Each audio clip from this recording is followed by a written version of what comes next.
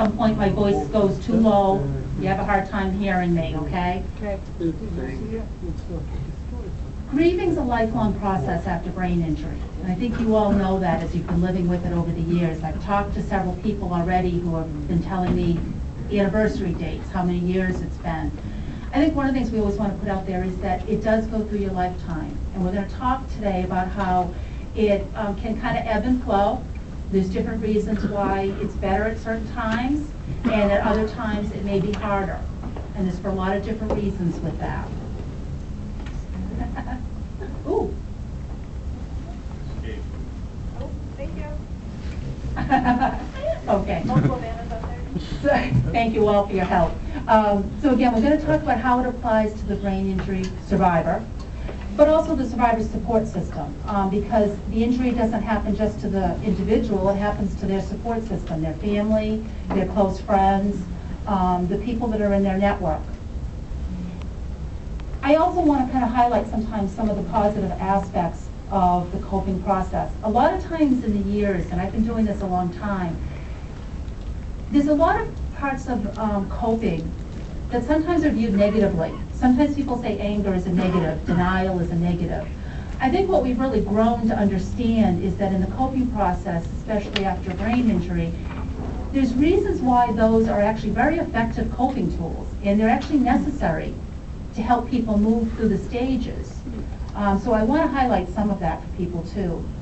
And I also want to highlight how professional viewpoints have changed, because I think it's been very interesting how this has evolved as well too, to where more professionals are recognizing what the benefits are of some of what we used to view as negative coping styles, and why it helps people move through. Kay and Cavallo, who've done a lot of research over the years, in 2004 had said brain injury is an event that alters an entire family, not just the individual. Families are systems with sets of relationships and roles that develop to maintain an effective balance in the day-to-day world. And again, I just like to highlight it for people because it's not just the individual person, but you've probably all experienced in your family, in your support system, that everything changed afterwards. Families do have ways that they work together, be that sometimes good or bad. That's not the issue as much as we have ways we work together, and when a survivor is dealing with changes, that's affecting everyone around them. And for the survivor, getting back into that family again. So I'm going to start with very basic. What is grief? What is grief? Yeah. A definition of grief in Webster's dictionary is that is a deep and poignant distress caused by or as if by bereavement.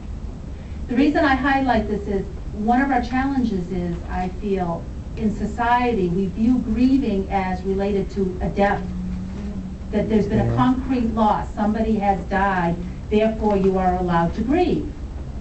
And I think part of what happens for people dealing with brain injury is there has not always been that validation that what you are dealing with is grieving. Yes? Yes, it is, because the person you were before is dead. Right.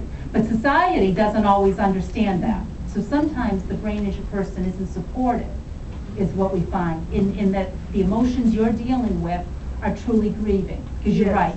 But nobody else could understand it. Exactly. Unless they're going through the same situation as I am. Exactly. And that's why when you look at the definition, it's talking about a deep loss, and a loss can be a lot of different things, not just a death. Yeah. It's also looked at as an unfortunate outcome. Okay. And again, as I said, brain injured survivors are just not always validated in society as being grieving, that that's what they're dealing with, and the stages of grief apply. But why does it differ with brain injury? Because you are dealing with a combination of cognitive, emotional, behavioral issues that affect how you cope.